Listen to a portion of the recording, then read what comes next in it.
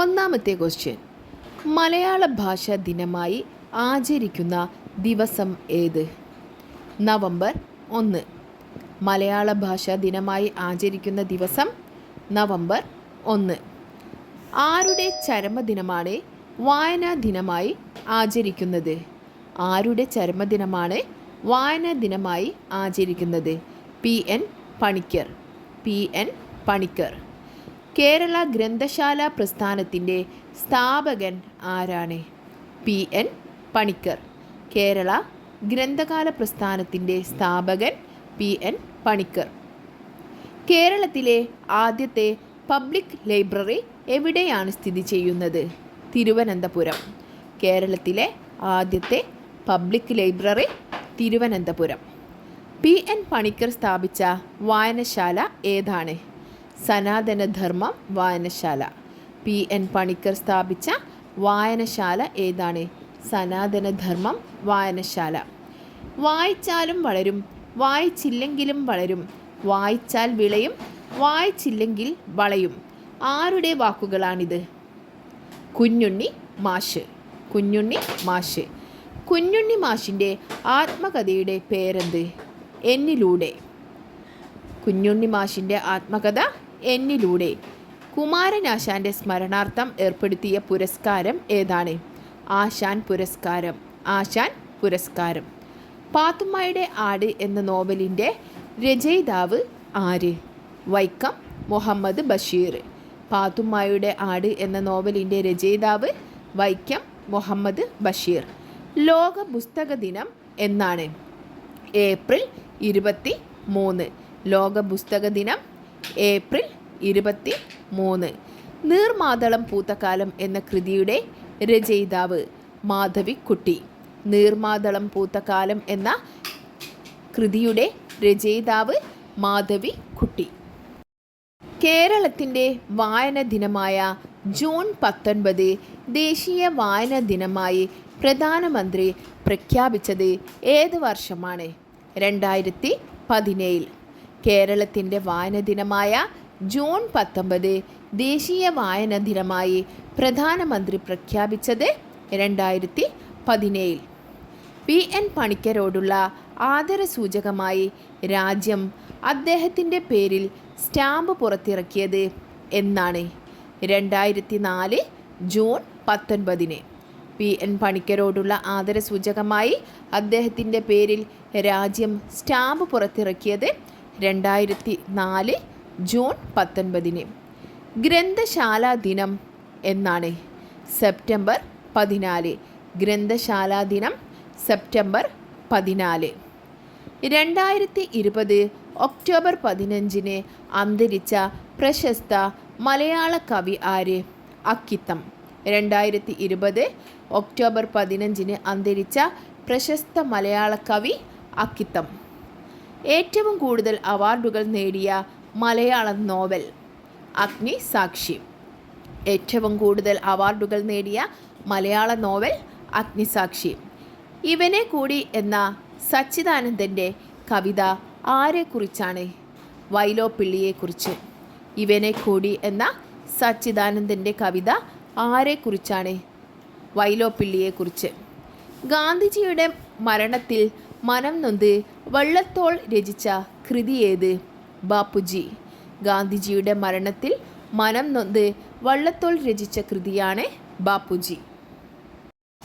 കേരള വിദ്യാഭ്യാസ വകുപ്പ് വായനാ വാരമായി ആചരിക്കുന്നത് ജൂൺ 19 മുതൽ ഏത് ദിവസം വരെയാണ്? കേരള വിദ്യാഭ്യാസ വകുപ്പ് വായനാ വാരമായി ആചരിക്കുന്നത് ജൂൺ 19 മുതൽ ഏത് ദിവസം വരെയാണ്?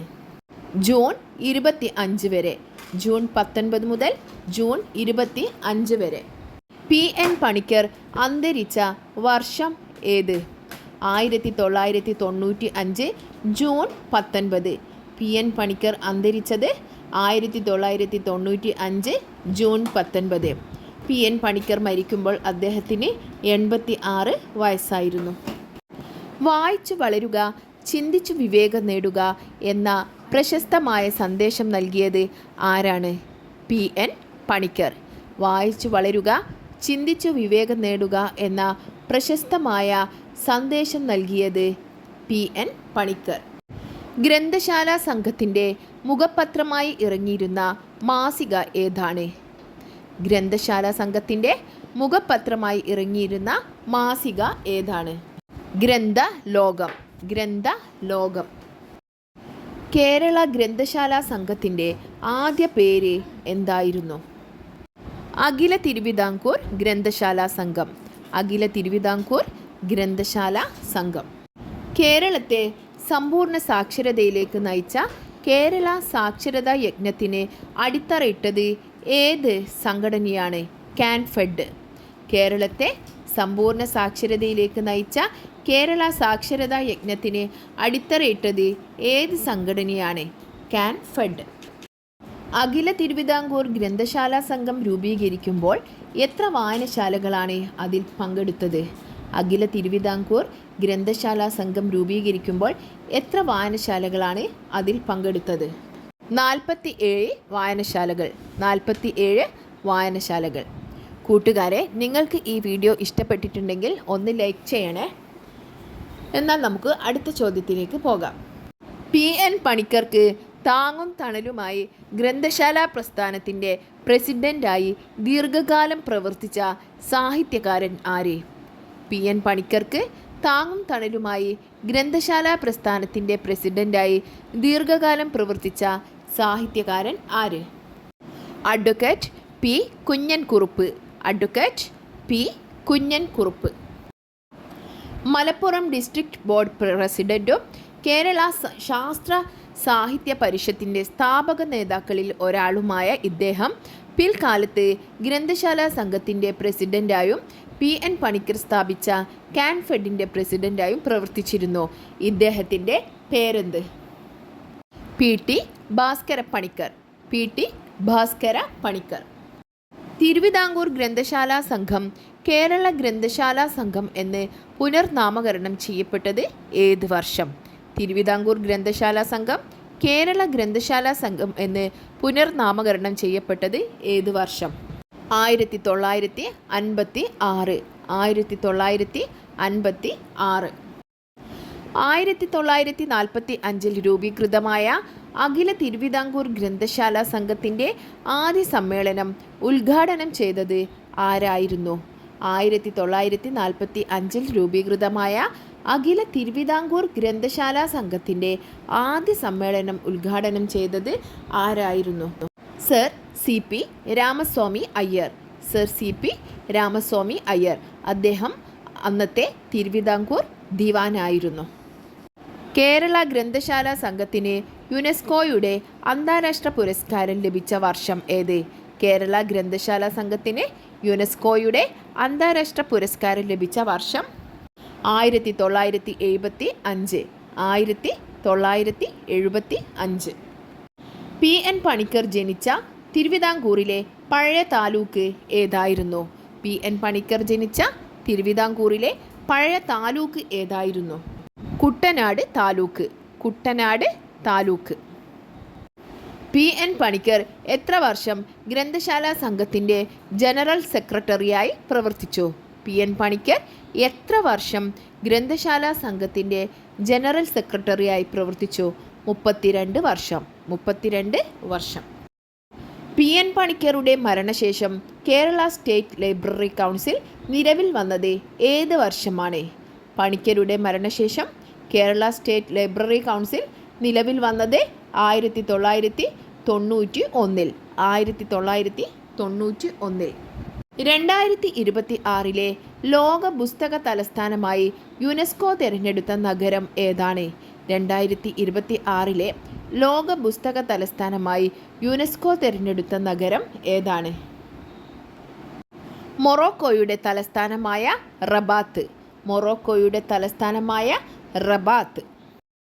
കേരള സർക്കാരിൻ്റെ പരമോന്നത സാഹിത്യ പുരസ്കാരമായ എഴുത്തച്ഛൻ പുരസ്കാരം 2025 നേടിയത് KG ശങ്കരപ്പിള്ള.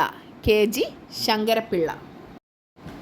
വായനാ ദിനവുമായി ബന്ധപ്പെട്ട് ജൂൺ 19 മുതൽ ജൂൺ 25 വരെയുള്ള ആഴ്ച അറിയപ്പെടുന്നത് എങ്ങനെ? വായനാ വാരം. വായനാ ദിനവുമായി ബന്ധപ്പെട്ട് ജൂൺ 19 മുതൽ ജൂൺ 25 വരെയുള്ള ആഴ്ച അറിയപ്പെടുന്നത് വായനാ വാരം. കേരള സാഹിത്യ അക്കാദമിയുടെ ആദ്യത്തെ അധ്യക്ഷൻ ആരായിരുന്നു? കേരള സാഹിത്യ അക്കാദമിയുടെ ആദ്യത്തെ അധ്യക്ഷൻ ആരായിരുന്നു? Sardar K M Panicker. Sardar K M Panicker. മലയാളത്തിലെ ആദ്യത്തെ ലക്ഷണമൊത്ത നോവൽ ഏത്? മലയാളത്തിലെ ആദ്യത്തെ ലക്ഷണമൊത്ത നോവലാണ് ഇന്ദുലേഖ. ഇന്ദുലേഖ. മലയാളത്തിലെ ആദ്യത്തെ നോവൽ ഏത്? കുന്തലത. മലയാളത്തിലെ ആദ്യത്തെ നോവൽ കുന്തലത. മലയാളത്തിലെ ആദ്യത്തെ ചരിത്ര നോവൽ ഏത്? മാർത്താണ്ഡ വർമ്മ. മലയാളത്തിലെ ആദ്യത്തെ ചരിത്ര നോവൽ മാർത്താണ്ഡ വർമ്മ. മലയാളത്തിലെ ആദ്യത്തെ ചരിത്ര നോവലായ മാർത്താണ്ഡ വർമ്മ രചിച്ചത് ആര്? C V Raman Pillai. C V Raman Pillai. മലയാളത്തിലെ ആദ്യത്തെ മഹാകാവ്യം ഏത്? രാമചന്ദ്ര വിലാസം. അഴകത്ത് പത്മനാഭക്കുറുപ്പ് എഴുതിയ രാമചന്ദ്ര വിലാസമാണ് മലയാളത്തിലെ ആദ്യത്തെ മഹാകാവ്യം. മലയാളത്തിലെ ആദ്യത്തെ ലക്ഷണമൊത്ത യാത്രാ വിവരണം ഏത്? വർത്തമാന പുസ്തകം. മലയാളത്തിലെ ആദ്യത്തെ ലക്ഷണമൊത്ത യാത്രാ വിവരണമായ വർത്തമാന പുസ്തകം രചിച്ചത് പാറേമാക്കൽ തോമാ കത്തനാർ. പാറേമാക്കൽ തോമാ കത്തനാർ.